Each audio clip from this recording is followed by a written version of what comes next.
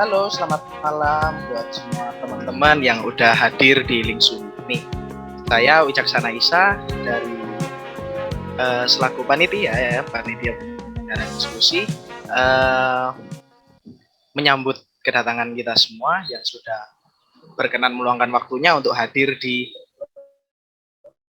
link Zoom kita kali ini. Nah, hari ini kita akan melaksanakan diskusi filsafat gitu, bagian dari podcast Philosophy Talks, program dari tim media Fakultas Filsafat Universitas Katolik Widya Mandala Surabaya. Nah, tapi sebelum kita memulai, saya mau ajak ngobrol-ngobrol dulu nih dari dosen kita, Pak Simon. Apa kabar Pak Simon? Selamat malam. Halo, selamat malam. Ya. Nama saya di jalanan ya ini ya. Oh ya. Baru selesai rapat. Nggak apa-apa Pak. Oke. Mungkin kira-kira buat pengantar bagi teman-teman yang baru bergabung gitu, yang mungkin juga masih baru nih, baru tahu nih diskusi filsafat dan baru mengikuti bergabung dengan kita, mungkin bisa dijelaskan sedikit Pak, kira-kira tujuan kita ngumpul nih apa sih? Gitu. Apa yang mau dikejar dari ruang-ruang Zoom ini untuk bahas diskusi soal dengan tema-tema filsafat gitu Pak. Monggo. Oke, makasih. Selamat malam teman-teman. Ini memang belum dikenal ya di diskusi filsafat. Biasanya kan kami diskusi itu kalau ada extension course misalnya begitu kan, itu serial begitu. Nah, kami berpikir tentang kayaknya perlu nih diskusi ringan supaya kita nggak kehilangan latak, nggak lama vakum lalu dorman begitu ya. Jerman kelamaan tidur, pikirannya nggak aktif gitu kan, sambil nunggu extension course yang berikutnya gitu. Makanya, ayolah kita bikin diskusi kecil-kecilan aja, ngajakin inilah teman-teman, terutama alumni gitu ya. Sekaligus juga ini jadi wahana kumpulnya teman-teman yang punya minat pada filsafat, alumni Fakultas Filsafat, lalu mahasiswa Fakultas Filsafat yang juga ini kan liburan nih, supaya pikirannya jangan kebanyakan tidur gitu kan. Karena kalau udah kebanyakan tidur nanti ketika bangunin itu akan agak kesulitan begitu kan. Hanya yuk kita bikin diskusi kecil-kecilan biar seru, tetapi juga pulang-pulang itu nanti ada pegangannya. Makanya kami pertama yang mengundang teman yang sudah dulunya pernah bikin skripsi begitu kan, bikin skripsi lalu sudah pernah diujikan gitu ya. Tapi Christo Krisna ini bukan ujian skripsi yang kedua ya. Ini adalah kesempatan untuk publikasi aja. Kita ngobrol santai aja, tapi ada yang dalam juga. Sekaligus nanti harapannya supaya pulangnya dapat sesuatu itu nanti Pak Christo itu nanti bisa cerita dikit lah. Kalau ngomong tentang Joseph Pletcher, etika situasi itu ngomong tentang apa sih ini misalnya. Supaya kita semua juga, jadi ngeh gitu loh. Oh ternyata kayak gini, filsafat juga ternyata nggak berat-berat amat gitu kan, tapi seru juga diobrolin gitu. Lebih ke soal itu sih, secara umum itu aja. Oke, ya. Jadi memang diskusi ini kita buat terbuka ya Pak ya untuk umum, siapapun boleh join gitu, termasuk teman-teman alumni atau bahkan for free yang sudah kerja dan juga for free tentu saja. Oke, jadi terima kasih Pak Simon sambutannya kan gitu dan juga introduksinya buat kita semua yang mungkin masih belum terlalu paham nih dan juga masih belum terlalu katam mengenai apa sih filsafat itu. Gitu. Nah, kali ini teman-teman kita akan bahas mengenai etika situasi dari Joseph Pletcher. Gitu. Nah, mungkin dari beberapa di antara kita udah ada yang tahu Joseph Pletcher itu siapa gitu dan etika situasi itu seperti apa. Tapi supaya kita lebih tahu nih dan juga tahunya juga lebih dalam gitu. Saya mau mengundang narasumber utama kita untuk mungkin perkenalan dulu ya Mas ya dan juga bisa langsung dilanjut dengan diskusi gitu. Untuk Mas Christoforus Krisna atau Diakon ya saya panggilnya. Gimana Mas? Halo, selamat malam semuanya. Malam Mas. Gitu. Mungkin perkenalan dulu saya... Mas. Ya. Oke. Nama saya Christoforus Krisna. Saya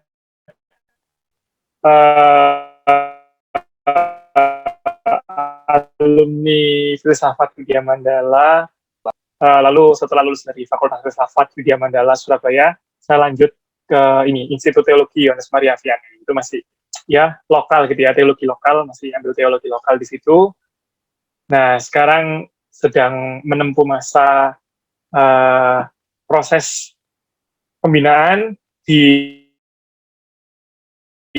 Paroki Kristus Raja Ngerambe, Ngawi, ada di sebuah kota kecil, naik gunung lagi masih di situ. Nah, dulu memang ketika menggarap skripsi, saya menggarap skripsi dengan tema etika situasi yang dibimbing oleh ini, Pak Christophorus Kinunara ini.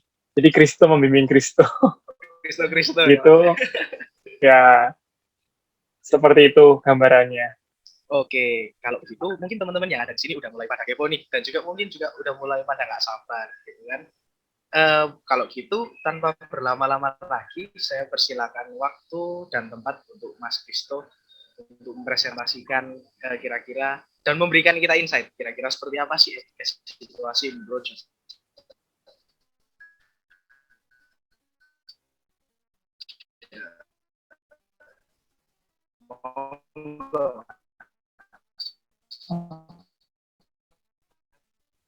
kan terhadap teologi yang saya pelajari. Karena memang pada dasarnya etika situasi ini adalah etika Kristiani yang pijakannya itu adalah bernafaskan teologi. Nah, karena Fletcher sendiri pun juga seorang Kristen Metodis, di akhir hidupnya dia memutuskan untuk tidak memeluk agama, tapi dia katakanlah dia agnostik, dia tidak peduli apakah memang Tuhan itu ada atau tidak. Seperti itu.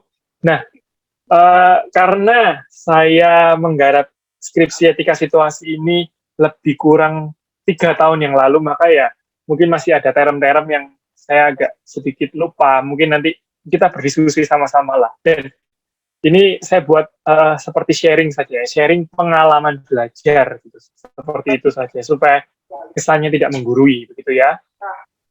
Pertama-tama yang perlu kita ketahui dari etika situasi adalah dua variabel di sini ya, etika dan situasi. Nampaknya mudah dimengerti bahwa etika adalah soal refleksi baik buruk nih, soal moralitas boleh tidak boleh, katakanlah seperti itu. Itu secara dangkalnya bahwa etika itu soal boleh nggak ya membunuh, boleh nggak ya mencuri, boleh nggak berbohong, semacam itu. Refleksi moral di balik renungan filsafat. Nah, sementara situasi di sini, katakanlah ini sebuah circumstance, artinya maksudnya melihat keadaan lokal, partikular yang ada di tempat saat itu, konkretnya bagaimana. Nah, langsung saja saya masuk kepada pertanyaan umum. Pertanyaan. Jadi, bisa di next, Isa, slide-nya. Cerita ini bisa memberikan. Bisa di next, Isa. Halo? Slide. yang ini ya, Mas ya? Lagi, next lagi. Sebentar ya. Gerak sah di Oh, sini. enggak. Oke. Saya Iya, slide kedua, pokoknya slide kedua ya.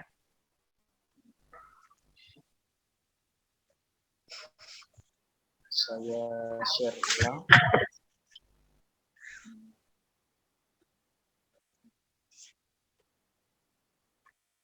Oke, mungkin ini ya. Nah, sambil menunggu bahwa yang saya mau tanyakan sebelum ini, Isa, slide nomor 2. Tapi ini sudah gerak ya, Mas ya? Ya, sudah nomor 2 ya.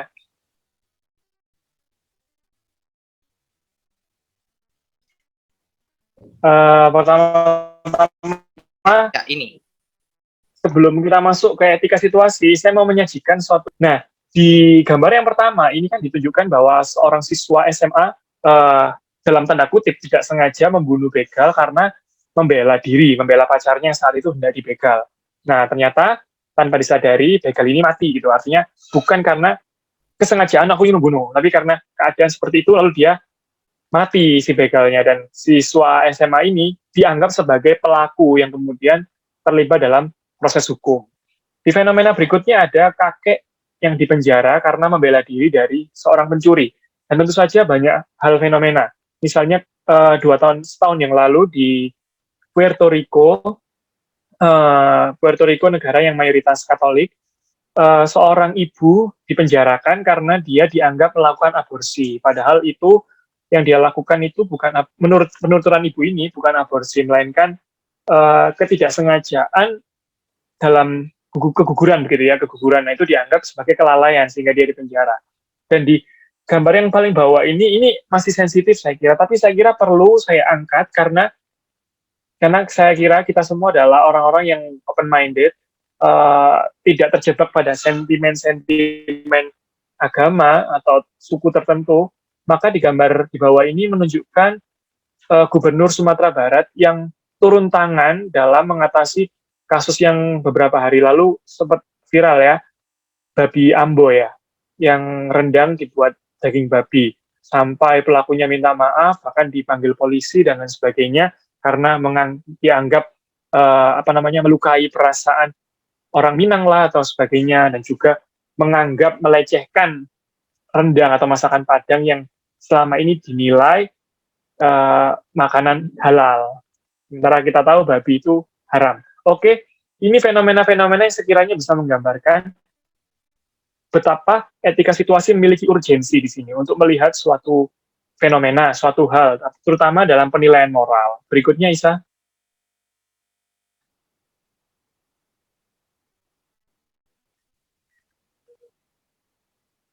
Nah, latar belakangnya lagi, keprihatinan pada penerapan peraturan yang legalis ya. Kita di sini perhatikan di sini peraturan legalis ya. Jadi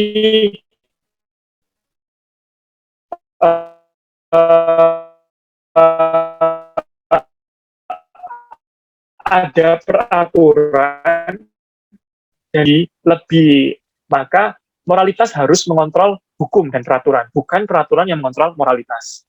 Maka sikap legalis itu mengatakan bahwa legal yang sudah tertulis ya sudah, titik, harga mati, seperti itu. Nah, etika situasi melihat hal ini sebagai suatu keprihatinan. Maka si Fletcher ini menunjukkan semangat etika situasi. Mengapa ada gambarnya di sini, sebelah ini ada John Stuart Mill, Bentham, Aristoteles, dan sebagainya.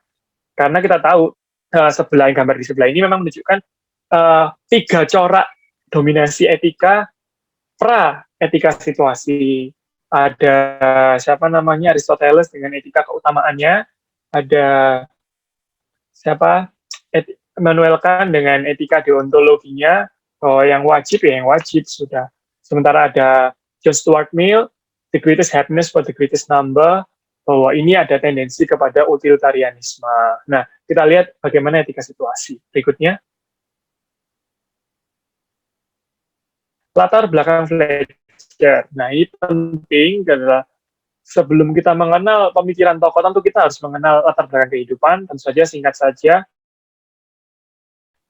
supaya mengerti apa yang membuat Fletcher berpikiran sedemikian rupa tahunnya. Ini Fletcher muda ini sangat kuat menyuarakan suara-suara hak buruh, terutama kaum yang tertindas. Jadi dia jiwa sosialnya pendek kata sangat tinggi.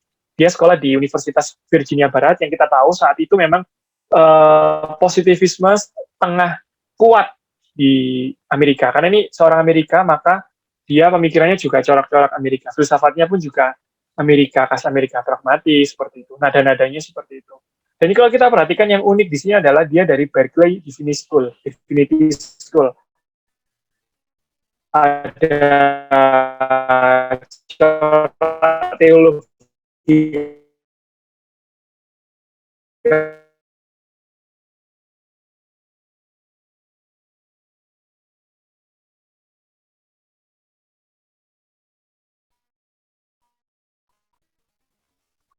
dia wafat di usia 91.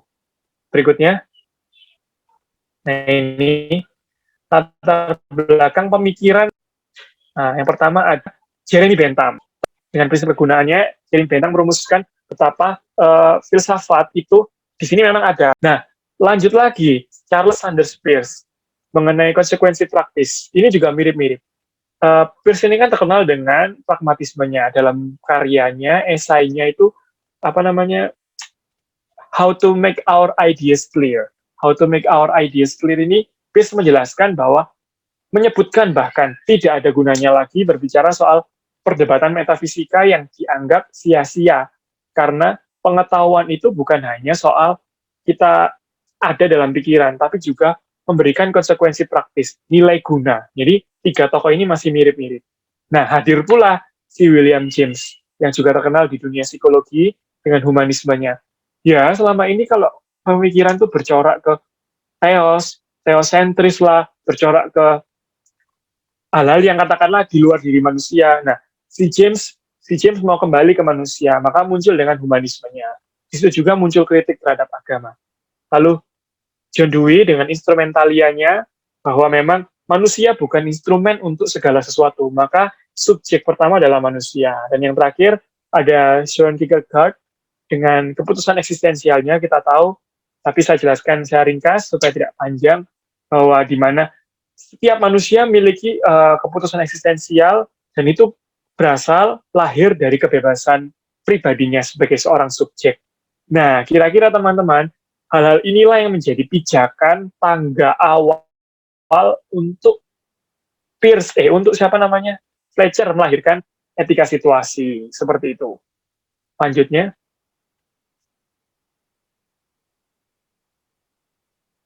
Lanjut. Belum next. Nah, masuk kepada etika situasi sendiri. Tentu saja dalam karyanya Situation Ethics, The New Morality. Dikatakan The New Morality karena memang sebetulnya tendensi etika situasi sudah ada, saya jelaskan tadi di latar belakang. Tapi Fletcher memberikan warna baru dalam etika situasi, bahkan dia memberikan warna untuk filsafat moral. Dan mungkin ini akan berpengaruh besar pada wacana teologi di era kontemporer dewasa ini. Kita tahu etika sebelumnya dalam Epikuros muncul tendensi pada relativisme, di mana ya kita tidak bisa menilai suatu hal dengan suatu penilaian yang pakem. Lalu Hume yang terkenal dengan tidak ada out dalam suatu is, tidak ada hukum keharusan dalam suatu adalah. Maksudnya seperti ini, manusia adalah makhluk hidup. Nah itu kan pengertian is. Nah lalu out-nya itu mengatakan bahwa maka manusia harus A, harus B. Nah menurut David Hume tidak demikian, karena keputusan itu memang karena Hume ini kan terkenal juga dengan apa namanya the bundle of perception itu, the bundle of perception di mana manusia ini bisa memiliki pengetahuan yang bukan hanya berkutat pada pikiran sendiri, melainkan melihat pada realitasnya.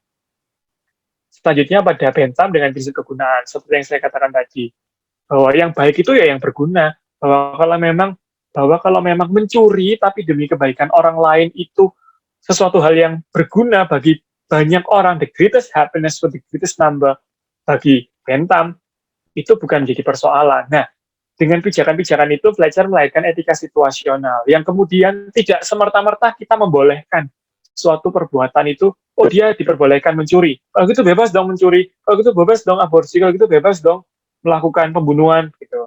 Nah, sebentar, si Fletcher memberikan penundaan pada penilaian moral dengan kebaruan pemikirannya yang kita pelajari bersama.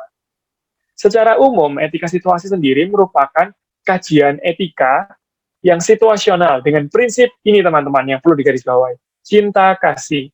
Nah, karena kita tahu Fletcher sendiri basicnya adalah seorang yang belajar teologi, maka ya memang warna-warna etika situasi ini lebih sebuah ungkapan wacana kritik terhadap teologi moral, terutama moral Kristiani.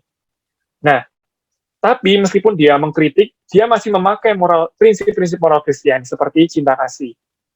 Metode yang digunakan adalah metode konkret, pertimbangan konkret. Maka tidak ada saya menilai bahwa si kakek itu telah membunuh pelaku. Nah, itu kan saya tidak berhadapan langsung dengan kakek itu. Fletcher menunjukkan, etika situasi menunjukkan, tunda dulu penilaian moral. Berdasarkan peran subjek atas dorongan cinta kasih, maka yang menjadi hakimnya bukan lagi 10 perintah Allah, bukan lagi keutamaan dalam dirimu untuk kamu berbuat baik, atau kewajiban dalam dirimu, tapi yang menjadi hakimnya adalah dirimu, subjek atas dirimu sendiri yang menilai pertimbangan moral dengan dorongan cinta kasih. kajian etika yang menolak keras sistem. Berikutnya, mengapa dia menolak keras sistem? Nih, seperti yang saya katakan tadi, bahwa basicnya adalah teologi.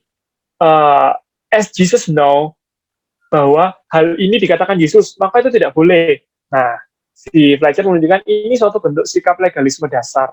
Bukankah Yesus pun mengkritik legalismenya? Ahli Taurat yang mengatakan harus berpuasa lah, harus cuci tangan sebelum makan lah. Nah, si Fletcher mengulang kembali nada yang diangkat Yesus, menolak legalisme hukum. Berikutnya ada sistem. Yes to principle, but not for system. Memang si Fletcher ini menunjukkan prinsip yang berdasar adalah prinsip cinta kasih. Dan dia menolak sistem. Mengapa? Karena sistem itu di mata Fletcher sudah memiliki tadi esensi yang diberikan penilaian moral, penilaian moral a priori. Artinya mengandaikan bahwa misalnya nih si Isa ini mahasiswa filsafat, maka dia tidak boleh makan di dalam lorong filsafat. Nah, diberikan sistem-sistem peraturan yang katakanlah itu tidak memiliki esensi pada penilaian moral. Itu kan soal peraturan, maka demikian. Lalu dia mengatakan dasar utama dari melihat manusia, antropologi dalam etika situasi adalah manusia itu kompleks. Bahwa bukan berarti misalnya saat ini saya memakai motor tetangga saya tanpa izin, itu bukan berarti saya mencuri. Nah, itu kan kompleks. Manusia melihat, etika situasi melihat manusia kompleks. Bahwa saya memakai motor tetangga saya untuk apa? Apakah jangan-jangan saya untuk menolong orang tetangga saya yang sakit juga tanpa saya izin, karena waktu itu situasinya tidak memungkinkan untuk izin. Tapi kalau penilaian yang sempit akan mengatakan, oh itu mencuri, itu melanggar norma moral, meminjam tanpa izin. Nah, seperti itu. Si etika situasi menunda penilaian-penilaian moral yang demikian. Maka next Isa. Nah, ini ditolak. Tapi melihat manusia secara kompleks, utuh. Berikutnya. Ini 3 dasar bahwa etika situasi menolak kewajiban, bahwa kamu harus berbuat jujur karena kamu jujur. Nah, itu ditolak oleh etika situasi. Etika normatif yang keutamaan, ya kamu jujur supaya memiliki keutamaan hidup yang jujur. Nah, itu bagi etika situasi, what's going on? Setelah itu buat apa kamu punya disposisi batin yang seperti itu? Sementara juga konsekuensialisme, melihat kebaikan, meminimalisir keburukan. Tidak, etika situasi tidak sedangkal itu. Dan ini menurut si Fletcher disebut next Isa sebagai bentuk sikap yang absolut. Karena etika situasi unik, teman-teman. Dia menolak sistem yang absolut. Jadi, dalam satu pembahasan dalam etika situasi di bukunya Situation Ethic, Fletcher menyebutkan bahwa seorang yang menghidupi etika situasi, dia tidak akan sungguh-sungguh berpegang pada A atau B. Jadi, seorang etika situasi tidak sungguh-sungguh menolak A dan juga tidak menolak B. Bila situasi saat itu memaksa dia untuk berbuat A, dia akan bertindak sebagai seorang etika normatif. Jika saat itu situasi menuntut dia untuk bertindak secara deontologis, maka dia akan menjadi deontologis. Nah, di sini keunikan etika situasi, menolak sesuatu yang absolut, di mana kebebasan ada dalam eksistensi manusia, eksistensialisme. Landasannya ada beberapa, misalnya pragmatisme yang saya sebutkan tadi, relativisme, memang akan ada ruang abu-abu dalam etika situasi. Katakanlah ruang abu-abu di mana kita sulit menilai, berarti ini buruk, ini jahat. Itu etika situasi sangat kuat dengan ruang abu-abu. Positivisme yang nyata saat itu konkret bagaimana, dan yang terakhir eksistensialisme. Ini beberapa hal landasan utamanya. Selanjutnya, lalu ada kebaruan yang saya katakan tadi, yaitu prinsip cinta kasih sebagai prinsip moral dasar. Nah, ini sangat ditekankan oleh etika situasi. Prinsip pertama, hanya ada satu hal yang pada dirinya sendiri baik, yakni cinta kasih. Mengapa, teman-teman? Karena cinta kasih di sini selalu menghendaki kebaikan. Nah, bukankah bagi Fletcher, moral itu bukankah menuju pada kebaikan? Jika muaranya adalah kebaikan, maka cinta kasih akan selalu mengarah pada kebaikan.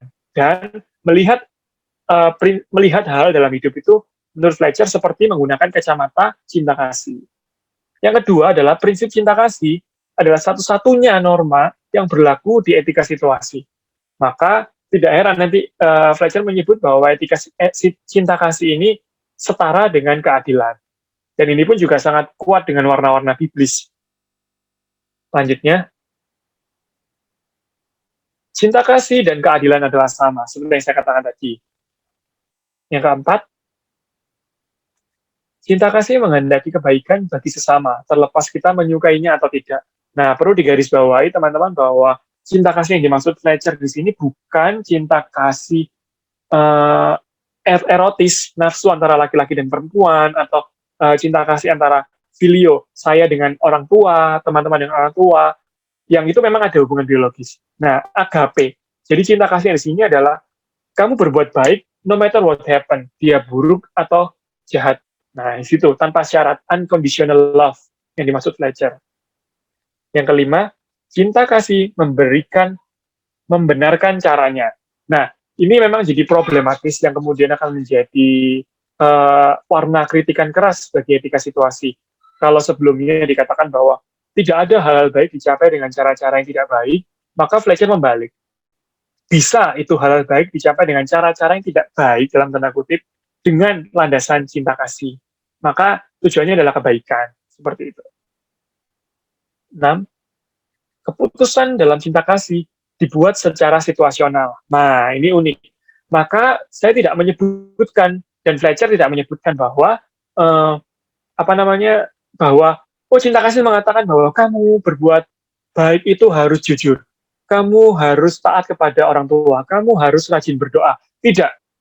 Etika situasi mengatakan bahwa keputusan yang dibuat dalam cinta kasih itu sifatnya situasional.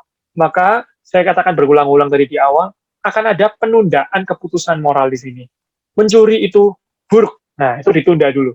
Sebentar. Ini mencuri untuk apa? Misalnya orang tua sakit, atau keadaan yang mendesak, atau hal semacam apa. Membunuh orang itu buruk. Nah, itu menunda dulu. Membunuh dalam konteks seperti apa? Situasinya bagaimana? Termasuk juga hukuman mati, semacam itu. Berikutnya. Nah, pola kerjanya. Ada 3 hal yang mendasar. Pertama, yang saya katakan tadi, agape, bahwa cinta kasih tanpa syarat. Bukan pilih-pilih. Oh, dia bestiku, aku berbuat baik dengan dia. Oh, dia orang baik sama aku, maka aku berbuat baik sama dia. Oh, dia nakal dengan aku, maka aku tidak berbuat baik pada dia. Maka bukan cinta kasih yang demikian, tapi agape, yang tanpa syarat. Sophia, kebijaksanaan praktis. Di sini pola kerja kedua. Bahwa dalam situasi partikular, situasi saat itu mengatakan, aku harus berbuat apa. Di situ, Sophia, kebijaksanaan ini akan berperan besar. Dan yang ketiga adalah kairos. Kairos ini dibedakan dengan kronos. Kalau kronos itu waktu habis makan, habis mandi, pergi kuliah, makan siang. Itu urutan, kronologi, kronos. Sementara kairos adalah waktu yang unik, waktu yang tak terulang. Maka ketika melihat keadaan, mengapa si pemuda ini membela diri, membunuh si pelaku begal, itu adalah kairos, waktu yang unik tak terulang. Bukan waktu yang urut-urut kronologis seperti itu. Berikutnya, kesimpulannya, etika situasi menurut Fletcher dalam bukunya Situation Ethics and Morality adalah sebuah metode, ya, saya katakan metode pertimbangan moral yang memberikan setiap situasi, yang memperhatikan setiap situasi konkret manusia. Jadi etika situasi tidak memakai kacamata pudeng lurus seperti A ya A, tapi melihat keadaan konkret, kompleksnya hidup manusia. Berikutnya saya tunjukkan, next Isa. Kebaruannya kita tahu tadi prinsip cinta kasih, dan kita masuk ke relevansinya, ya kita tahu tadi saya katakan di awal, relevan pada penerapan hukuman mati yang terkesan legalis. Bahwa pengedar narkoba ya sudah, hukum mati dor selesai. Lah, maksudnya adalah menilai bahwa pelaku memiliki kompleks situasi saat itu yang sulit dimengerti oleh para penyelidik, katakanlah. Hukum mengatakan demikian, nah itu hukum. Moralitas mengatakan itu buruk, seperti itu. Nah, etika situasi memberikan katakanlah sumbangsi, ya mari kita perdalam lagi melihat kompleksnya situasi saat itu. Penilaian moral yang prematur. Nah ini keras dikritik oleh etika situasi yang saya katakan tadi. Loh, dia kok dia kok mencuri uang orang tuanya. Nah, itu kan prematur. Dia salah, itu prematur. Memberikan penilaian moral yang prematur. Dia mencuri ada apa, untuk apa? Nah, itu perlu diselidiki. Nah, beda lagi kalau dia mencuri, memang dia mencuri dengan sengaja untuk senang-senang, maka kembali kepada kerangka utama tadi adalah cinta kasih dan keadilan adalah sama.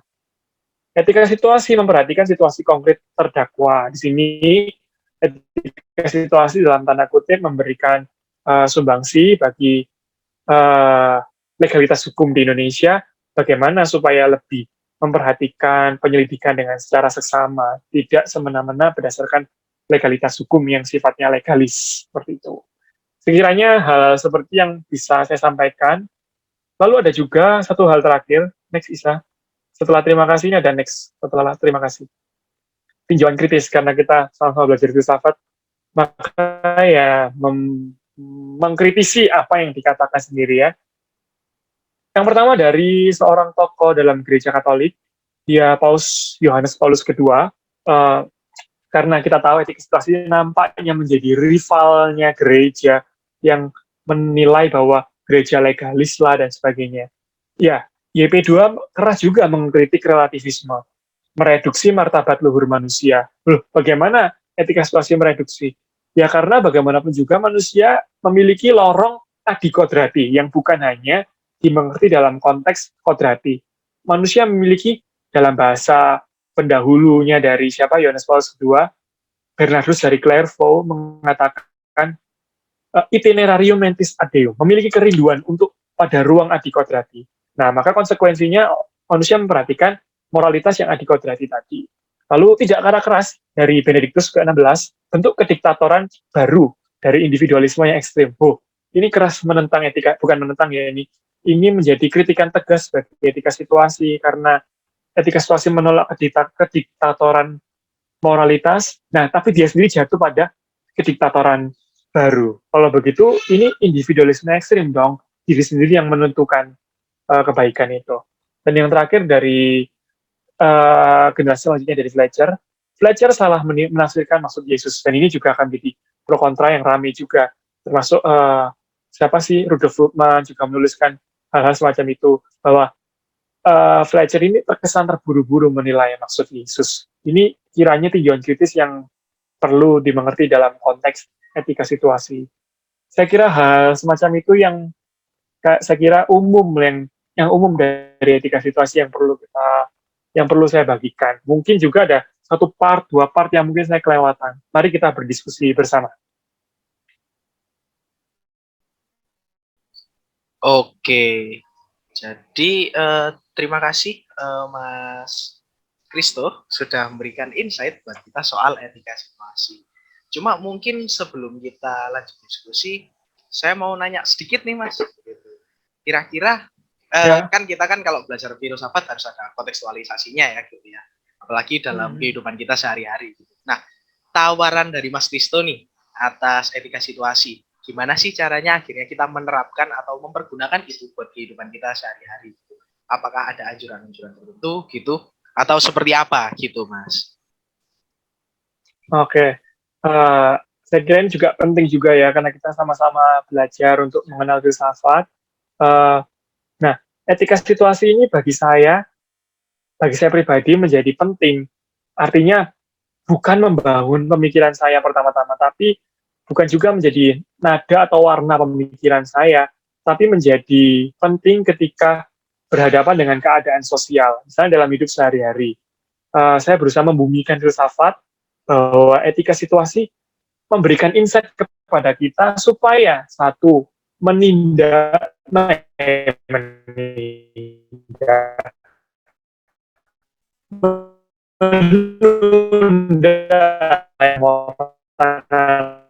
ini yang sering terjadi di siapa namanya tunda kok bukan apa namanya, mencuri buah gitu, buah kakak. Nah, tunda dulu keputusan moral itu. Saya kira perlu ya, karena kamu bukan, aku berbuat baik padamu, aku buruk padanya. Nah, itu menjadi penting bagi kita untuk memberikan insight agape, cinta kasih tanpa syarat yang menghendaki kebaikan bagi semua orang, no matter what happens. Saya kira hal semacam itu yang mungkin bisa menjadi apa ya, katakanlah bukan panduan praktis ya, tapi ya mungkin memberi insight ya. Mungkin teman-teman juga punya insight lain dari etika situasi. Oke, jadi kurang lebih itu ya Mas ya, menurut pembacaannya Mas Kristo tadi. Nah, kalau gitu saya mau undang teman-teman nih yang ada di room, siapapun terbuka, kita boleh bertanya atau melanjutkan diskusi dan juga pembacaan dari Mas Kristo tadi. Dipersilakan, mungkin teman-teman ada yang mau menanggapi gitu.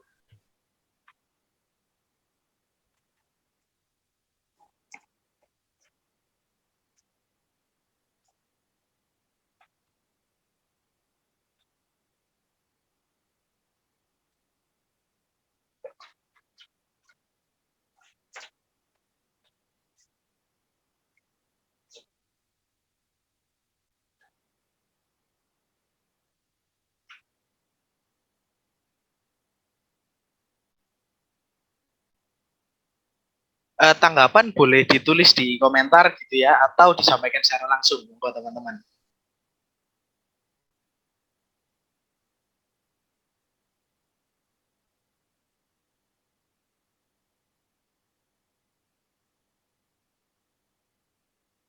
Oke, tadi saya lihat ada yang resen.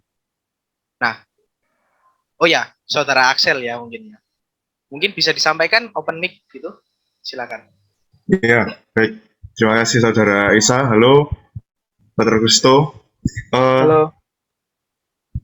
Menarik juga aku melihatnya. Jadi etika situasi itu ya agar kita bisa melihat manusia secara lebih luasnya ya. Maksudnya nggak hanya satu bagian saja. Tapi aku lihatnya gini sih, bukan berusaha mengkritisi ya, tapi aku melihat bentuk radikalnya dari etika situasi. Mungkin dalam tanda kutip gitu ya. Kalau ini diterapkan pada misalkan kan baru-baru ini ada tuh yang video yang anak kecil yang apa sih yang sorry meraba-raba bagian tubuhnya cewek yang lagi naik motor itu yang lagi macet-macetan itu jatuhnya nanti sering masuk kalau misalkan etika situasi diterapkan dalam hal itu gitu ya, takutnya jatuhnya kayak oh ya wajar itu kan anak kecil gitu, bisa jadi dia nggak tahu kayak gitu. Apakah etika situasi itu akan bisa jatuh ke hal yang ya mewajarkan sesuatu yang istilahnya ya apa ya yang kayak tadi yang contoh yang aku sebutkan tadi gitu. Bagaimana kata? Oke, mungkin bisa langsung dijawab aja Mas. Monggo. Oke, terima kasih untuk pendapatnya. Saya kira memang ada benarnya Asal ya. Dan lagi pula kalau memang mau mengkritiki, memang ini tempatnya. Saya kira ini tempat kita berdiskusi untuk sama-sama mengkritisi dan mendalami etika situasi. Yang disampaikan Axel tadi memang benar ya, bahwa dalam hal ini etika situasi memiliki ruang abu-abu yang cukup luas, terutama dalam kasus tadi yang dikatakan si anak tadi meraba-raba katakanlah bagian tubuh yang sensitif dari perempuan tadi, dimaklumi. Nah, maka kita kembali kepada pola kerja etika situasi. Ada 3 tadi ya. Cinta kasih. Apakah anak ini memiliki fakultas untuk memahami bahwa cinta kasih tadi menghendaki kebaikan? Apakah yang dilakukan itu menghendaki kebaikan? Maka si cinta kasih berperan penting dalam kasus ini. Kemudian Sophia, kebijaksanaan praktis. Apakah hal itu dimiliki oleh anak ini? Katakanlah dia juga di bawah umur, dan memang itu suatu hal yang bijak untuk dilakukan. Nah, kemudian ini juga menjadi kacamata yang perlu dimiliki oleh setiap orang untuk melihat kasus ini. Dan yang ketiga, si kairos. Nah, konteks waktu itu bagaimana? Atau memang itu tidak sengaja, misalnya, saya hanya mengandai-andai, jangan-jangan si anak ini mungkin mengambilkan uang yang jatuh dari mbaknya ini, atau mungkin itu. Nah, kemudian kan kita zaman sekarang ini video udah dipotong-potong gitu. Nah, konteks-konteks seperti itu yang saya kira etika situasi masih mampu berbicara untuk melihat hal-hal semacam itu. Tapi sekali lagi etika situasi sangat memberikan banyak ruang abu-abu di sini.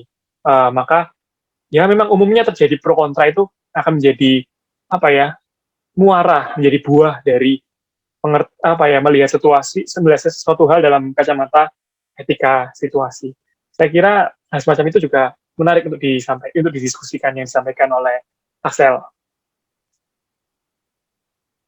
Iya, Oke. nah, masih boleh nggak ya? Ya boleh, silakan. Saya baru mau mempersilahkan kalau ada tanggapan lagi. Jadi monggo. Oke, ya karena kalau gini ya, misalnya dalam ini beralih ke agak lain gitu contohnya. Misalkan dalam satu ya tingkahnya aneh-aneh begitu ya, maksudnya dalam tanda kutip sering merugikan orang lain begitu, tapi karena etika situasi itu diterapkan di situ begitu, jadi diwajarkan kayak ya sudahlah anaknya memang seperti itu gitu. Maksudnya ranah abu-abunya sampai ke seperti itu ya.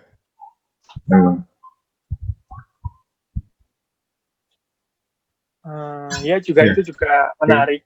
Tapi saya kira ini menurut saya etika situasi ini kan sebuah metode pertimbangan moral. Maka perlu dibedakan misalnya apakah ini peraturan, apakah ini moral, apakah ini hukum. Nah, semacam itu.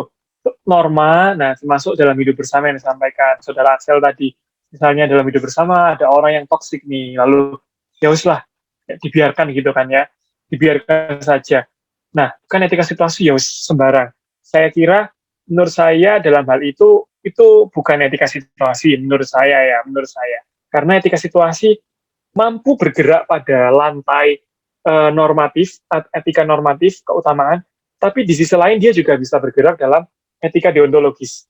Nah, kapan, bila mana kita menggunakan ini kedua-duanya?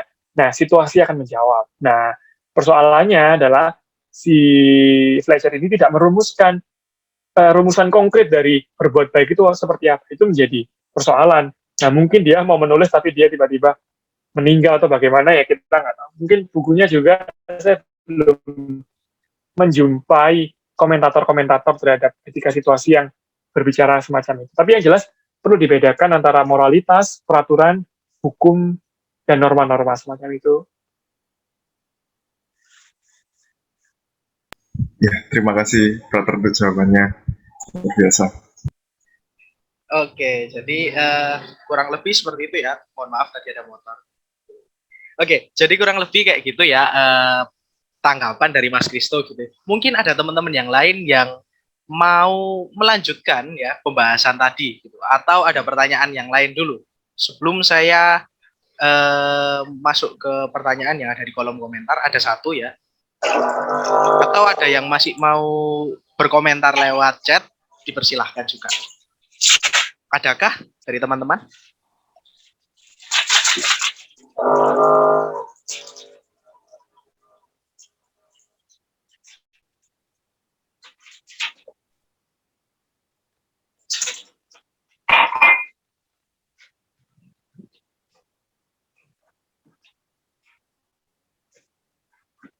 Oke, ini ada dua ya pertanyaan di kolom komentar. Tapi mungkin yang mau saya bacakan dulu yang lagi panas-panasnya nih, ya gitu. Dari saudari ya sebenarnya atau saudara ya, Lawrence Limas. Saya akan bacakan pertanyaannya buat kita semua yang ada di sini. Kasus yang masih berkembang yaitu soal babi ambu. Ini menjadi kekacauan sosial hukum politik dan mengarah kepada SARA. Dan tidak mau abu-abu di sini. Menjurus kepada pertikaian dalam negara, dan bisa saja yang terjadi bila kubu pro dan kontra itu arahnya 51 versus 49%. Itu berpotensi untuk menghasilkan perang saudara atau perang sipil juga. Jadi mungkin kalau boleh saya simpulkan ya dari pertanyaan ini, di kasus yang lagi berkembang ini soal babi ambo ini yang sudah sempat disinggung sama Mas Krisna, itu bisa jadi kalau dalam prakteknya sehari-hari itu ada pro kontra dan menimbulkan katakanlah kelompok yang perbedaannya tipis sekali suaranya antara yang pro dan yang kontra. Nah, kalau katakanlah kita masih membiarkan ini, bisa jadi itu jadi efek bola salju ya, yang menghasilkan bahkan sampai disebut di kolom komentar ini perang sipil dan perang saudara. Nah, kira-kira etika situasi ini bisa masuk di bagian mana dan seperti apa? Mungkin seperti itu Mas Kristo, kalau bisa ditangkap. Monggo Mas, diberikan tanggapannya untuk kita semua. Oke, terima kasih. Pak, ini semakin menarik ya, karena memang ini lagi ramai dan juga termasuk sensitif. Tapi saya kira perlu kita sampaikan, kita perlu kita diskusikan bersama lah, karena saya kira teman-teman juga open-minded, orang-orang yang mau terbuka pemikirannya, mau belajar, dan cakrawala pemikirannya juga luas, persoalan moral atau bukan. Karena kalau ini suatu persoalan moral, maka ini menjadi kasana bagi etika situasi, menjadi domain yang perlu didiskusikan dalam filsafat moral, karena dia moralitas. Nah, atau kalau memang ini bukan wilayahnya moral, ini hanya wilayahnya katakanlah antropologi, wilayahnya hukum, saya kira hampir nggak make sense ya kalau ini wilayah hukum.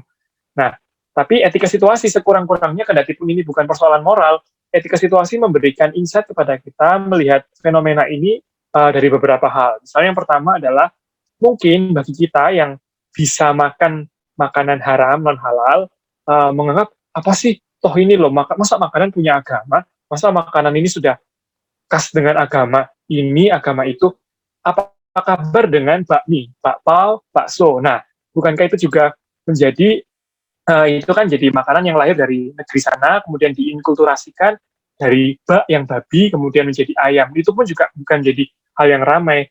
Oh, bukan masalah itu. Ini kan masalah soal suku. Ini kan identik dengan suku ini kan identik dengan agama A. Nah, maka menjadi sensitif. Nah, bagi kita yang bisa makan makanan non halal, ini menjadi apa sih? Nggak worth it untuk didiskusikan gitu, nggak jelas gitu. Hanya pengalian isu. Tapi etika situasi di sini melihat lagi nih. Mari kita lihat situasi orang Minang, situasi konkret saat itu, situasi konkret keadaan latar belakang antropologi orang Minang.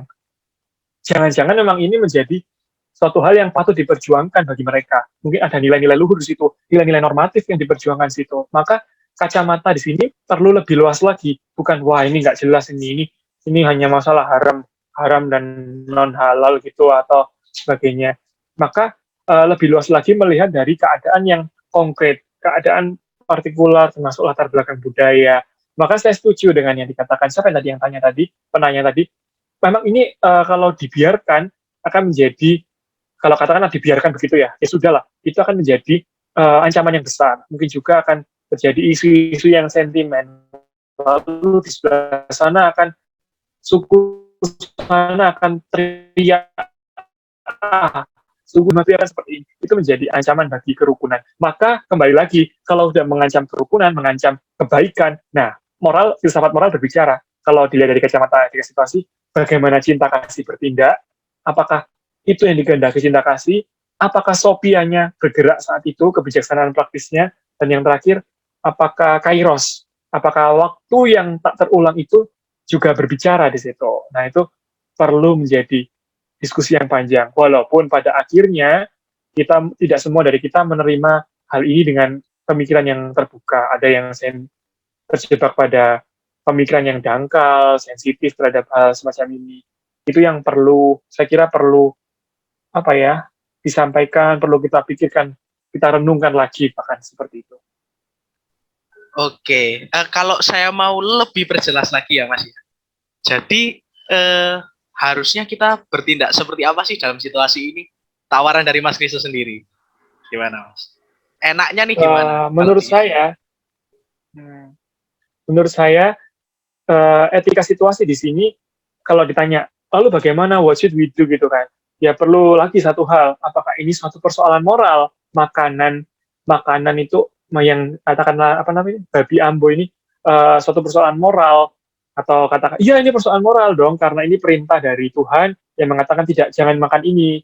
Nah, itu bagi si yang tidak bisa makan non halal.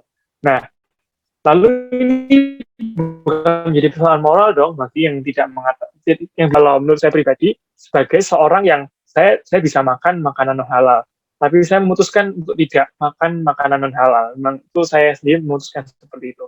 Dan ini keputusan eksistensial dong, bukan, saya tidak ada perintah dalam hukum norma dari Tuhan yang mengatakan kamu jangan makan ini, jangan makan itu.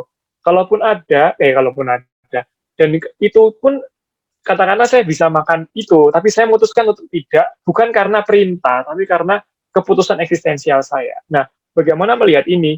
Saya kira prinsip pandangan yang terbuka itu perlu dijunjung tinggi. Satu hal itu, pandangan yang terbuka, melihat keadaan si pemilik suku yang makanan ini berkembang di situ. Saya kira itu perlu kita merunduk untuk mengerti bagaimana mereka memahami.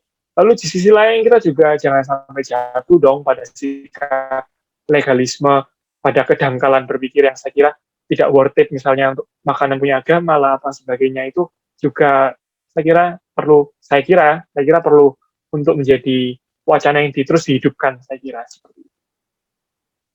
Oke, jadi sebenarnya saya mau menyimpulkan ya, tapi saya kira teman-teman di sini lebih baik menyimpulkan sendiri, karena saya cuma moderator di sini.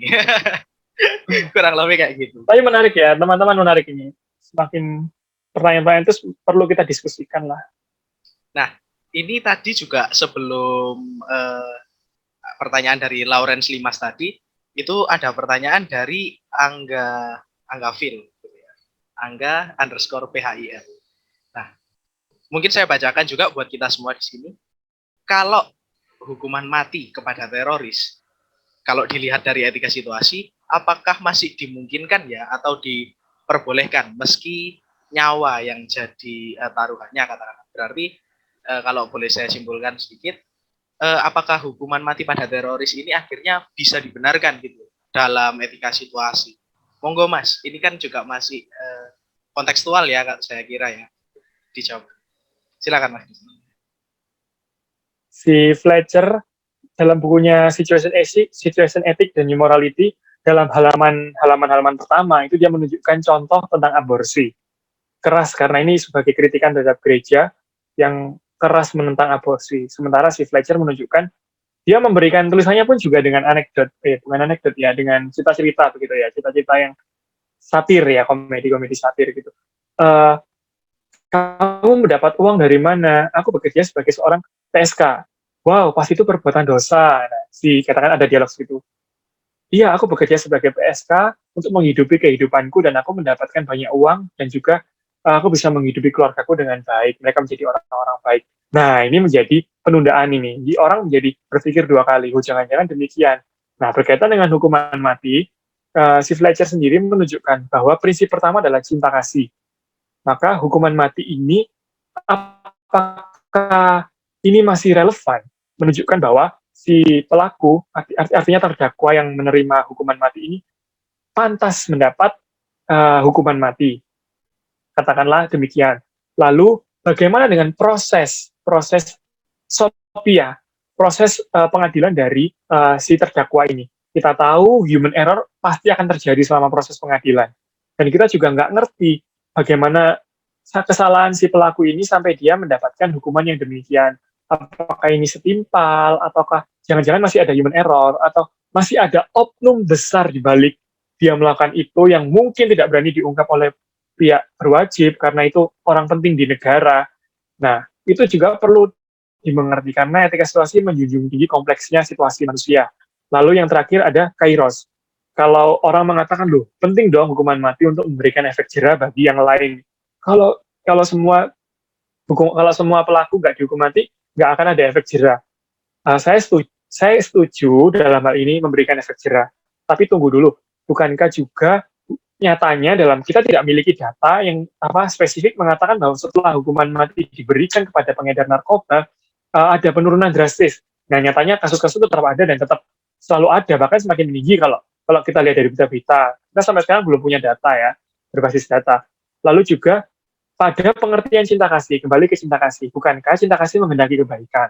Nah, kalau orang dihukum itu untuk memperbaiki dirinya, hukuman mati, bagaimana dia memiliki kesempatan untuk memperbaiki diri. Nah, hal itu yang menjadi pertimbangan-pertimbangan tertentu. Tapi yang paling penting dalam hal ini adalah etika situasi tidak memberikan secara eksplisit hukuman mati itu buruk. Itu no, etika situasi tidak memberikan penilaian moral yang seperti itu. Karena etika situasi tadi ya, dia bila mana bisa berbuat bertindak sebagai etika normatif, bila mana dia bertindak sebagai etika kewajiban, bila mana dia bertindak sebagai etika konsekuensialisme. Nah, hal ini akan menjadi perbincangan yang ramai di kemudian hari, tentu saja. Tentu juga memberikan ruang untuk alternatif dari hukuman mati, hukuman seumur hidup, hukuman pekerjaan sosial seumur hidup, dan sebagainya. Tentu, ya saya kira teman-teman juga punya banyak pandangan lah tentang hal ini. Saya kira seperti itu. Oke, ini ada yang lebih menarik lagi yang ditambahkan oleh saudara Angga _Phil. Karena konteksnya tadi teroris ya Mas ya. Tapi bukankah dengan chatnya kebendem.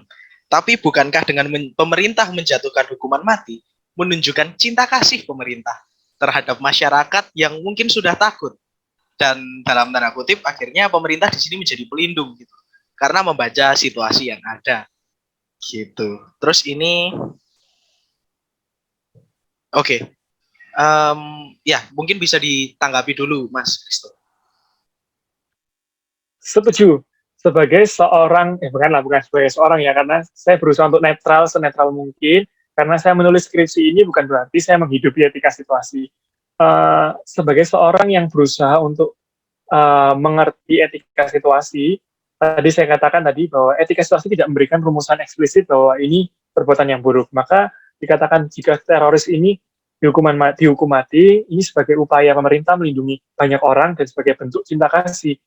Kalau ini argumennya seperti itu, bukan saya, saya kira etika situasi akan mengatakan, monggo, saya kira seperti itu. Kalau itu demi cinta kasih. Karena etika situasi mampu bertindak sebagai seorang utilitarian. Saya kira etika situasi akan mengatakan monggo, tapi lagi-lagi tentu saja dengan penilaian yang ketat sekali. Saya kira demikian. Ini terlepas dari saya sebagai seorang yang menghidupi moralitas Katolik, hukum gereja, lalu ini terlepas dari itu ya. Ini kita berusaha senetral mungkin. Etika situasi melihatnya seperti itu. Saya kira seperti itu. Oke. Dalam situasi ini juga ya Mas ya, kayaknya diskusi kita semakin seru. Kurang lebih seperti itu. Karena di sini juga ada tanggapan tambahan dari Lawrence Limas ya kan, yang akan saya bacakan juga buat kita semua. Terlihat jelas pihak yang keberatan, terlihat jelas ada pihak yang keberatan dalam kasus babi Ambo tadi itu bertambah banyak dan bergulir dan juga akhirnya dipolitisasi. Padahal secara antropologi asalnya agama Buddha dan agama kepercayaan lebih lama dari yang dianut sekarang. Di sini beliau juga menyertakan contoh perang Padri adalah sejarah kekerasan. Jadi, wah ini semakin menarik ya situasi kita kali ini. Monggo Mas Kristo ditanggapi, silahkan. Saya kira lagi-lagi ya kembali ke kacamata awal bahwa kita perlu mengerti bahwa kasus babi Ambo ini apakah suatu hal yang ada dalam domainnya filsafat moral atau ini dalam konteks budaya atau dalam konteks manajemen konflik, resolusi konflik, Pak Limas ya tadi ya, melihat kompleksnya situasi hidup manusia, ada pihak yang keberatan tadi, dan semakin banyak pihak yang keberatan, dan di sisi lain juga kita juga melihat bahwa ternyata juga masih ada loh yang merasa apa yang dilakukan polisi ini benar, melanjutkan kasus ini ke jalur hukum. Kalau kita lihat di kolom-kolom YouTube gitu ya, komentarnya netizen +62 ini juga bukan masalah babinya, tapi masalah Minangnya, masalah ini kan identik dengan ini gitu kan. Nah, ternyata juga masih ada hal semacam itu. Maka argumennya, pendapatnya si Limas tadi saya kira ya ada benarnya juga melihat kasus ini dalam konteks yang lebih luas. Kalau seorang filsuf, Joseph Butler, dia mengatakan itu melihat hal itu seperti dari mata elang. Jadi ini kasusnya di sini kita tidak mendekat, tapi dari jauh melihat bagaimana sih secara keseluruhan itu konteksnya. Seperti yang dikatakan Mas tadi, saya kira menarik ya untuk kita mengerti bersama ya. Jangan-jangan ini akan memicu konflik panjang tadi sejarahnya tadi ada perang Padri dan sebagainya juga. Itu saya kira penting juga. Oke, jadi mungkin kalau saya mau tambahkan ya buat kita semua di sini, Mas, akhirnya yang kita bisa mengerti atau bisa kita kategorikan sebagai situasi itu enggak juga terbatas pada situasi pada saat itu aja, gitu. Tapi bisa jauh lebih luas ya. Maksudnya akhirnya eh, pembacaan kita harusnya atau analisa kita harus dasarkan sama fenomena yang jauh lebih mendasar lagi yang bisa kita kategorikan sebagai situasi. Tapi tetap kembali pada prinsipal-prinsipalnya dasar yang sudah diberikan oleh Joseph Fletcher, seperti yang Mas Kristo sampaikan pagi. Mungkin itu ya Mas ya, kalau saya tambahkan. Gimana menurut Mas soal tadi? Ya, masih senada lah, seperti itulah, senada. Oke. Mungkin ada, saya nggak tahu ya kita betah diskusi sampai berapa lama gitu. Tapi mungkin saya membuka satu pertanyaan buat teman-teman yang lain gitu. Satu saja. Bisa disampaikan secara langsung atau lewat chat. Monggo.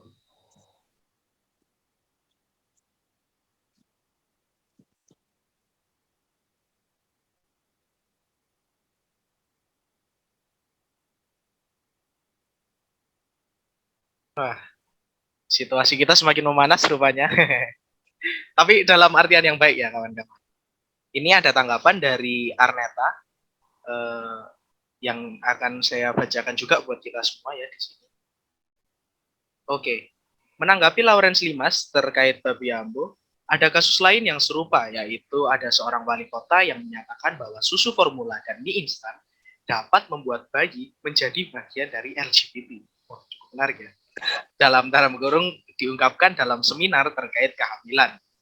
Kasus ini pun akhirnya menjadi kontroversial dan menimbulkan kekacauan, tidak hanya di Indonesia, tapi berita ini juga sudah sampai ke media asing. Hal ini pun akhirnya menimbulkan banyak pertanyaan, seperti mengapa beliau dapat menjadi bagian dari pemerintahan yang dipertanyakan kredibilitasnya, atau sebagai seorang pemimpin atau wali kota, apakah pernyataan tersebut dapat dipertanggungjawabkan kredibilitasnya. Bahkan yang ditakutkan adalah mereka-mereka yang mungkin tidak terlalu paham terkait hal ini, akhirnya mungkin misleading ya, menjadi percaya dengan informasi ini. Gitu. Jadi, tanggapan yang menurut saya juga menarik karena saya bisa, kita semua bisa tahu lebih banyak di sini. Monggo Mas, ditanggapi dulu. Saya kira kasus ini juga semakin luas ternyata ya, dari kajian moral, kajian hukum, lalu sampai ke nggak mengikuti secara intens. Tapi memang ini membuat kita semua mungkin akan, kalau saya melihat ini pertama-tama ada agenda politik di sini, ada agenda politik yang sedang berusaha untuk dimainkan. Terutama dikatakan tadi ya, ada susu formula dan mie instan dapat membuat bayi menjadi bagian dari LGBT. Nah, apakah ada wacana yang mau dimainkan di belakangnya? Tentu kita sebagai seorang yang belajar filsafat, saya kira kita semua perlu kritis untuk melihat hal ini. Jangan-jangan ini memang ada agenda politik dan permainan wacana yang sedang dimainkan di balik ini. Dalam hal ini etika situasi menghargai sekali memberikan ruang bagi penyelidikan yang ilmiah, atau apakah memang demikian? Apa kaitan hal yang biologis, yang material yang masuk dengan kecenderungan kalau kita pegang pada WHO bahwa LGBT itu dinyatakan bukan sebagai penyakit mental, tapi sebagai kecenderungan psikologis saja. Nah, hal ini perlu menjadi wacana yang panjang lagi. Atau ini memang demikian terjadi, atau memang bagaimana? Nah, saya kira itu menjadi diskusi yang semakin panjang nanti di kemudian hari juga. Jangan-jangan memang demikian. Dan juga tadi saya setuju ya dengan yang tadi, Amerta ya. Atau ini soal kredibilitas pemerintah. Nah, itu juga menjadi menarik untuk dibincangkan lagi. Saya kira seperti itu. Mungkin ada argumen lain mungkin. Oke. Mungkin kalau argumen lain dari saudara Arneta belum kita temukan ya. Cuma ada satu komentar yang cukup menarik dari saudara Angga underscore Phil.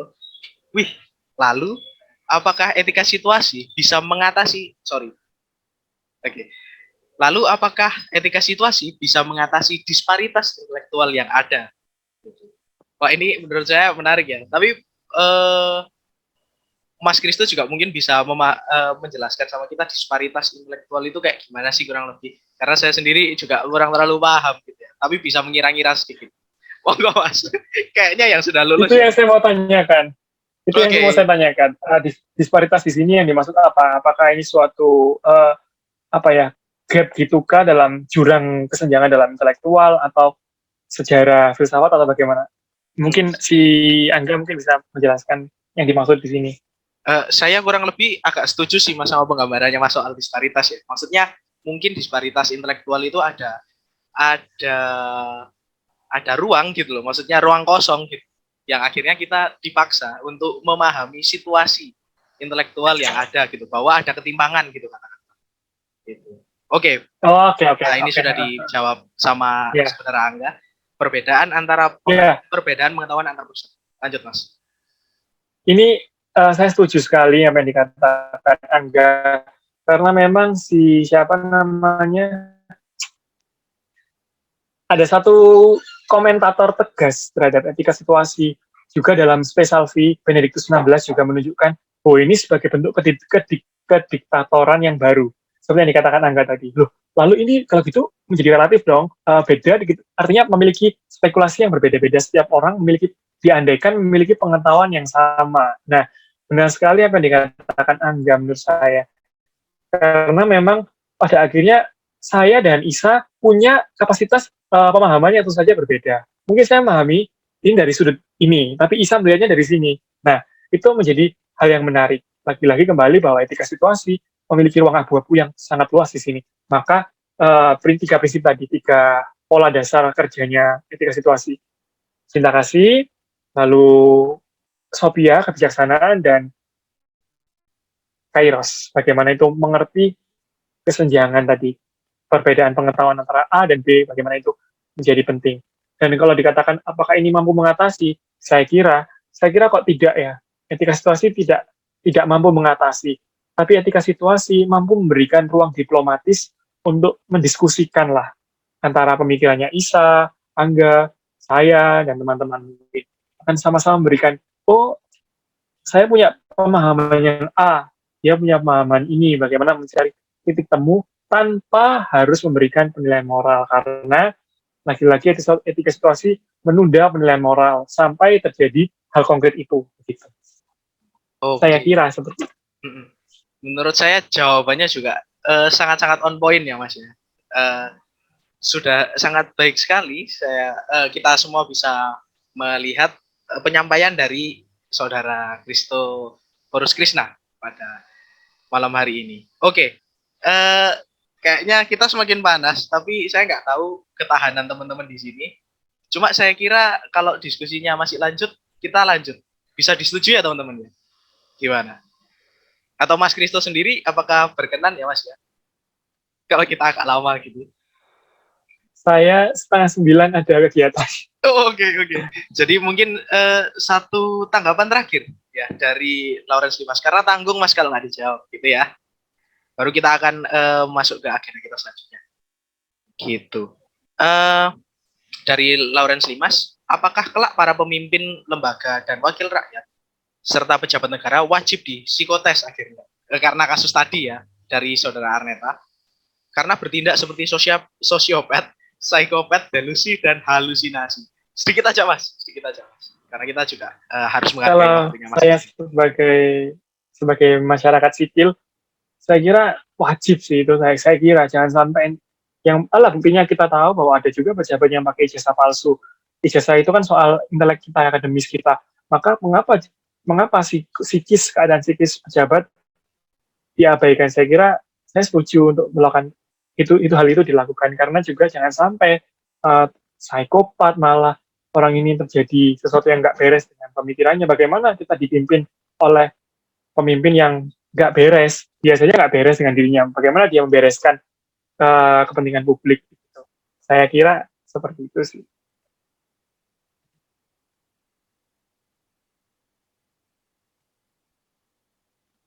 Halo. Oke, sorry tadi masih ngetik. Nah, gitu. Oke, kalau gitu saya rasa saya mau mengucapkan terima kasih ya mewakili teman-teman yang ada di sini yang sudah bisa berdiskusi dan juga sudah menerima materi dari Mas Christoforus Krishna atau Saudara Christoforus Krishna, kalau saya boleh bilang. Oke, kalau begitu karena di sini selain kita punya Mas Kristo, kita punya Mas Kristo yang lain, nah gitu, yang mungkin juga bisa memberikan kita insight ya pada malam hari ini. Kalau Mas Kristo ada kendala gitu atau ada agenda yang mau dilanjut setelah ini, mungkin bisa diperkenankan ya. Saya rasa teman-teman juga mempersilahkan Mas Kristo juga untuk untuk mendahului kita keluar dari link Zoom. Terima kasih Mas Kristo. Baik. Oke. Nah, saya akan lanjut kalau gitu ke Pak Kristo ya.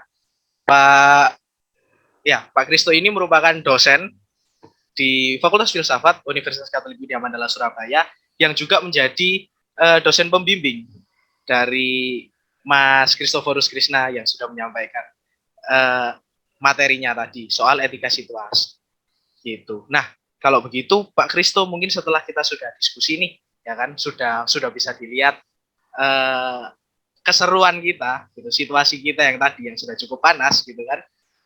Ada tanggapan dulu atau kesimpulan dulu Pak Kristo? Komentar sedikit kita semua. Monggo Pak, dipersilakan waktunya. Ya. Oke, menarik ya. Saya tidak akan ngulang banyak yang sudah disampaikan sama Kristo yang mudah. Hanya beberapa penekanan saja supaya we get the point yang tentang etika situasi. Rekan-rekan kan kita tentang etika itu sebenarnya kan bertanya tentang apa yang baik gitu, dan tentu saya yakin setiap detik kita bertanya apa yang baik setelah ini, setelah diskusi meh ngopo gitu kan, itu meh tidur, meh rokokan, jagongan, meja, banyak keputusan yang kita buat setiap detik sekalipun gitu. Nah, pertanyaannya kemudian secara etis itu tentu tidak semua tindakan bisa kita nilai kan ya gitu, tidak bisa kita nilai baik atau buruknya, tapi ada tindakan-tindakan yang memang harus kita nilai, yaitu misalnya tindakanku ini baik atau enggak ya, tidak baik atau tidak ya, baik atau jahat ya gitu ya. Lalu apa yang harus saya lakukan juga supaya yang saya lakukan dapat saya pertanggungjawabkan. Misalnya kalau Isa ditanya atau setelah ini mau ngapain Sah gitu, mau tidur Pak gitu, tentu kan Isa memberi pertanggungjawaban. Ben kenapa tidur, kenapa kok nggak ngerjakan tugas atau kerja atau ketemu teman atau masih di warkop atau yang macam-macam gitu.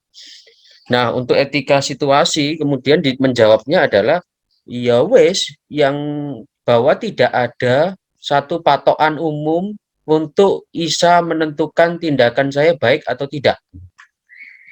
Nggak ada.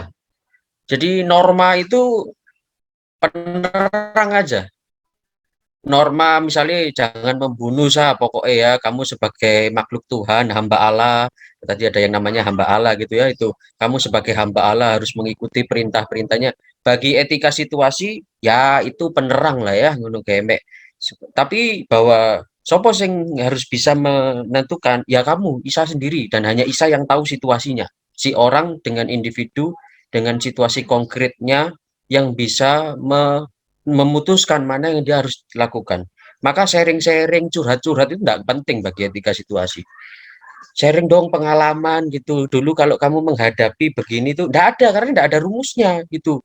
Karena yang terjadi pada satu orang dengan orang yang lain itu secara bagi Joseph Ledger secara konkret itu beda gitu.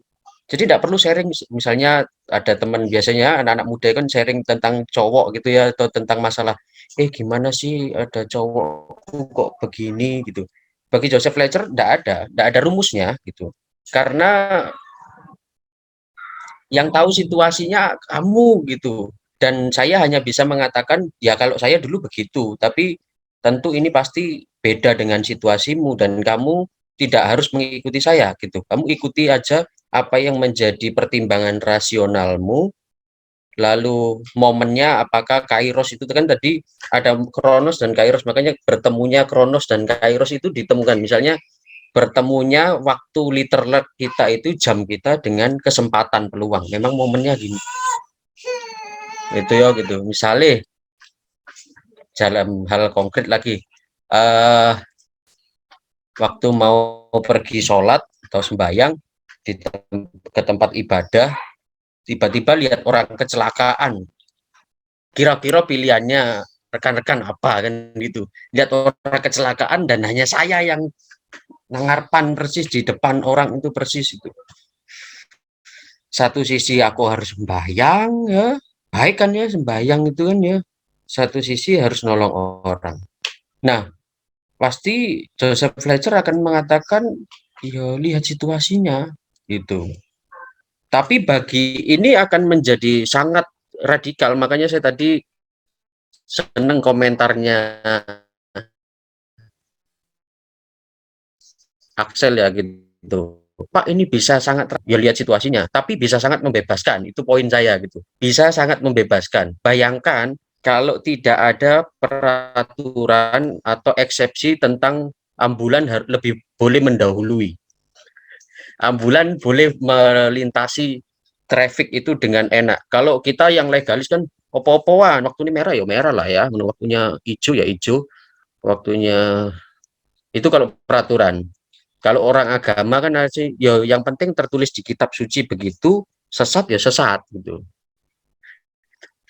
Makan babi ya sesat. Tapi lek ceritanya misalnya terus ditanya, lek ceritanya Anda terlempar di hutan, makanannya ming babi. Kira-kira mbok pangan rak? Kan begitu kemudian. Pilih tidak makan atau karena peraturan dari agama atau makanlah gitu menyolok daging babi ya gimana ceritanya. Nah, itu makanya bisa sangat radikal, tapi satu sisi membebaskan betul ketika orang hidup dalam situasi yang wah ini salah, ngono salah, ini sidik kafir, ini sidik haram, ini sidik sesat, ini sidik tanpa melihat situasi. Joseph Fletcher memberi itu bisa sangat radikal, tapi poin bahasa positif saya sih poinnya adalah ya bisa membebaskan gitu.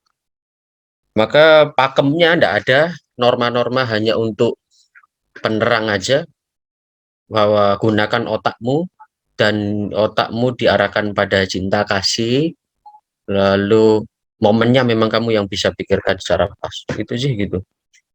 Situasi membuat situasi kondisi itu membuat masalah berbeda gitu. Boleh mencuri enggak? Tadi kan makanya sudah banyak bahas. Boleh mencuri enggak? Ya boleh lah, kalau nggak ada yang saya kasih saya makan gimana gitu. Orang sekitar saya jahat semua gitu. Saya diasingkan dari kampung saya. Tak colong kok omanin gitu. Saya lapar kok. Kira-kira aku bener apa enggak? Bagi Joseph Fletcher. Dan ini sebenarnya kita, menurut saya ya, itu kita banyak alami kok. Dan kita banyak pakai ini. Hanya kita tidak sadar kalau itu situasi. Ada yang cari Isa, mau bunuh Isa gitu. Deontologi yang etika kewajiban akan ngomong, ya nggak boleh bohong, Kristus sudah wajib tidak boleh berbohong. Tapi orang ini tanya kepada saya mau bunuh Isa kan gitu. Oke, saya bohong aja. Gitu. Karena situasinya saya cinta mengasihi Isa karena saya menyayangi, bukan menyayangi dia secara filial, secara ini ya, secara erotis ya, tapi ya memang saya tidak ingin Isa itu hilang keberadaannya gitu. Nah, yang saya pikirkan ini baik, maka momennya kok pas ada orang ini datang kepada saya kok gak takon liane gitu. ya wis tak bohong aja lah. Itu komentar-komentar saya. Jadi ada itu yang bisa, saya tidak mau ngulang banyak hal karena wis menarik yang disampaikan oleh rekan-rekan tadi. Oke. Ini mungkin saya akan menambahkan ya, Pak Kristo. Karena tadi Mas Kristo, Ya. yang ini Pak Kristo. Hmm. Ini ada pertanyaan mungkin bisa lebih diperjelas ya oleh Pak Kristo dari hamba Allah. Saya mau nyebut pakai pelafalan tertentu takut salah karena situasinya bisa berbeda nanti ditangkapnya. Nah, dari hamba Allah, apa yang dimaksud oleh agape atau unconditional love oleh etika situasi? Mungkin bisa lebih diperjelas lagi, Pak. Tadi kan sudah sempat menyinggung kairos, ya kan? Terus juga tadi yang di terakhir banget Pak Kristo juga sudah sempat katakan soal agape. Mungkin bisa ditambahkan. Monggo, Pak. Nah, sebenarnya pakai yang ini agape itu istilah yang sudah dipakai di Yunani, sejak Yunani ya gitu. Dibedakan jenis-jenis cinta itu ada beberapa jenis cinta gitu ya. Karena cinta itu kalau dilihat tidak tunggal ya gitu. Cinta ya antara nafsu, kadang kan antara nafsu atau cinta sebenarnya yang tipis. Maka itu para filsuf membuat istilah yang untuk mempresisi bedanya gitu ya. Ya memang yang ada tingkat 3 setidaknya dikenal, ada agape itu yang ketiga. Ya, yang di bawahnya itu filial, yang bawah lagi itu eros. Eros itu ya memang misalnya ketemu Isa, saya pakai contoh Isa gitu aja ya. Isa yang memang menyukai lawan jenisnya secara erotis, secara fisik gitu. Itu dulu. Jadi saya cinta Pak sama dia. Dia pakai bahasa, kita pakai bahasa cinta tapi sebenarnya erotis kan gitu. Kayak orang sewa PSK begitu, ya pasti saya yakin ada cinta juga, tapi cintanya erotis kan gitu. Jadi menyukai secara erotis, secara tubuh yang ya secara hasrat seksualnya saja gitu. Ada keinginan seksual dan itu cinta juga gitu. Karena dorongan untuk mengingini sesuatu itu yang lain, erotis. Lalu yang kedua itu filial. Filial itu lebih naik ya sebenarnya.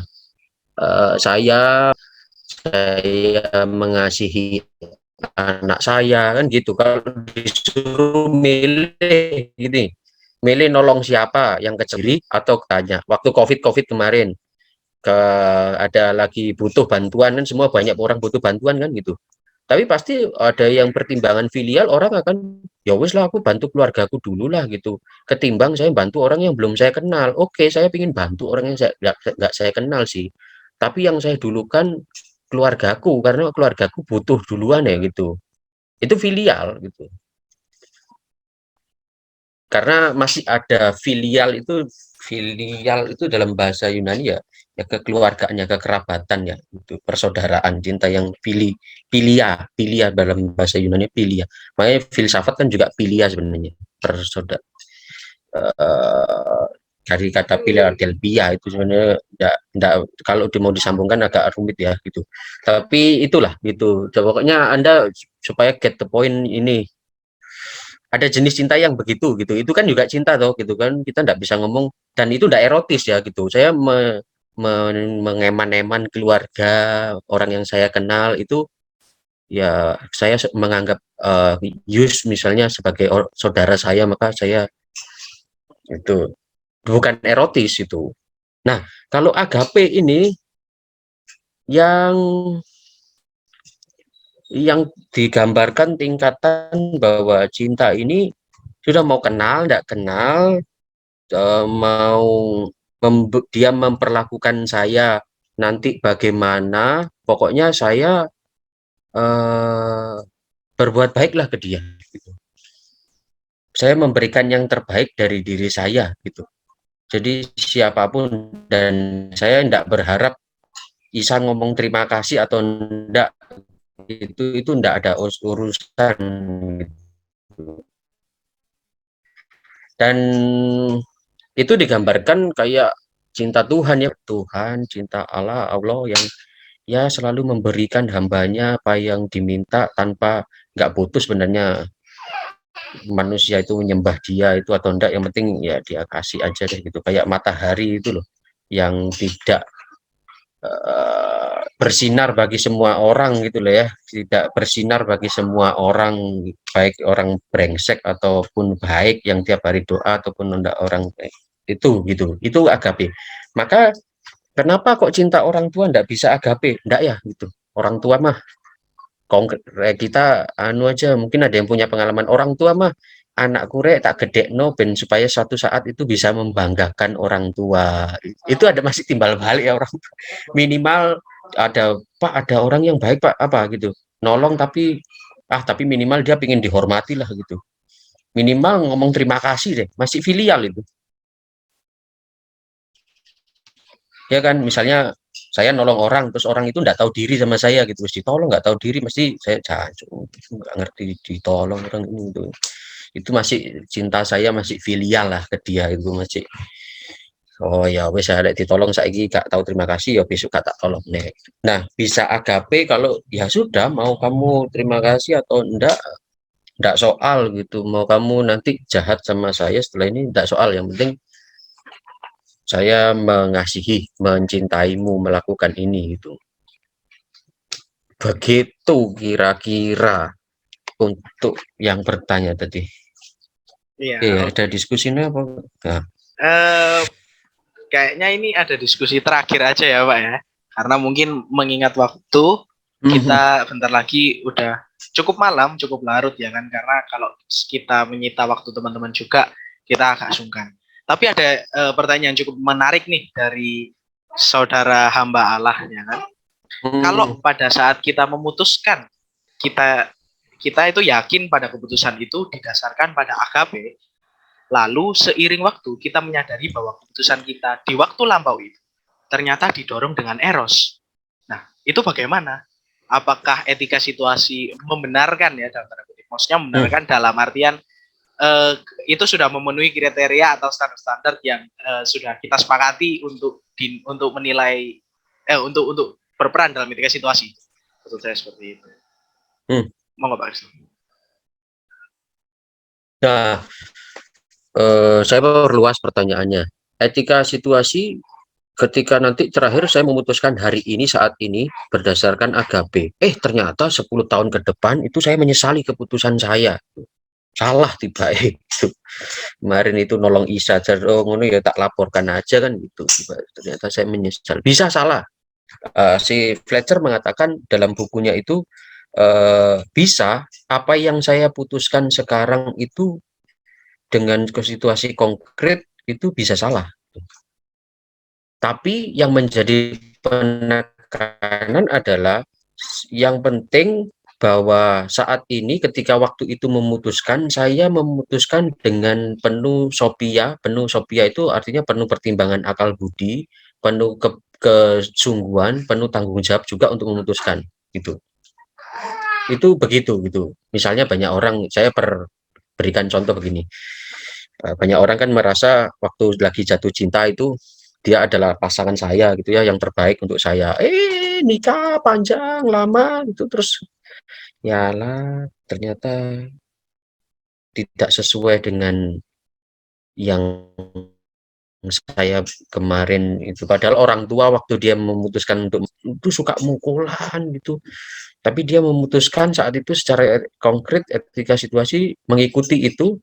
Ya enggak apa-apa saya nikah sama dia, tapi kemudian dia menyesalinya di akhir. Kira-kira benar enggak itu etika situasi, bisa menerima atau tidak? Ya itu tetap etika situasi dan memang bisa salah gitu.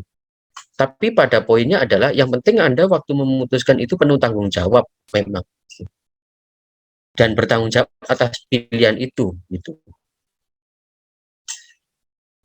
Jadi ini kalau Anda deteksi sebenarnya kalau yang belajar itu ini ya, kayak suara hati sebenarnya, kayak conscience itu cara kerjanya begitu. Jadi cara kerjanya itu memang ya waktu itu saya memutuskan ini dengan penuh kesadaran, dengan penuh tanggung jawab, walaupun seluruh dunia bilang saya salah, saya akan lakukan. Karena saya yang mengetahui situasinya, dan saya yang tahu ini momennya memang harus saya memutuskan demikian gitu. begitu. Bisa salah, bisa. Tapi tidak menyesalinya ya, tidak kemudian meratapi hidup tidak adil. Ini Oke, oke, oke. salah. Oke, penekanan yang sudah diberikan sama Pak Kristo, saya rasa sangat menarik ya. Maksudnya buat kita semua di sini juga, setelah mendengarkan materi dari Mas Krishna, saya sebut Krishna aja ya biar nggak ambigu, dan juga penekanan yang sudah diberikan oleh Pak Kristo. Kalau begitu mungkin diskusi kita pada malam hari ini bisa kita cukupkan, ya kan? Ya. Saya mau menyampaikan terima kasih buat teman-teman yang sudah hadir di sini, yang sudah meramaikan diskusi kita pada malam hari ini. Nah, mungkin sebelum kita tutup gitu ya, kita bisa on cam dulu buat dokumentasi ya, mungkin ya. Saya undang buat teman-teman semua, mungkin yang berkenan, kalau berkenan on cam, kita akan dokumentasikan. Apakah saya bisa dibantu sama kawan-kawan co-host yang cukup banyak untuk mendokumentasikan? Bisa ya? Oke. Kalau begitu teman-teman bisa standby di layarnya gitu. Ya. Terima kasih juga saudari Laurensi, Mas. Kita bisa on cam dulu. Oke, teman-teman akan bantu. Saya kasih apa-apa aja ya. 1, 2, 3. Oke. Lalu untuk next slide. Oh, saudara Laurensi. Oke, kita on cam. 1, 2, 3. Oke. Nah, saya meyakini aja lah kalau dokumentasi sudah kita ambil ya kan. Lalu mungkin buat teman-teman yang ada di sini juga kita akan mengadakan diskusi kita kurang lebih 2 minggu sekali gitu, dengan laman Zoom yang kira-kira mungkin akan sama gitu, dan juga mungkin bisa berganti gitu ya. Tapi teman-teman bisa follow Instagram kita di filsafat.ukwms ya kan, untuk mengetahui info-info mengenai diskusi filsafat kita sebagai bagian dari Philosophy Talks, program dari tim media Fakultas Filsafat Universitas Katolik Widya Mandala Surabaya gitu. Mungkin kita bisa cukupkan. Selamat malam buat kita semua dan sampai jumpa di kesempatan berikutnya. Thank you, Pak Kristo. Selamat malam semuanya, terima kasih.